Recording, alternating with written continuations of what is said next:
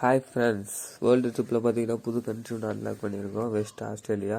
அதுக்கு முன்னாடி நம்ம சேனலை சப்ஸ்கிரைப் பண்ணால் பார்த்தீங்கன்னா சப்ஸ்கிரைப் பண்ணிட்டு வீடியோவை ஃபுல்லாக பாருங்கள்.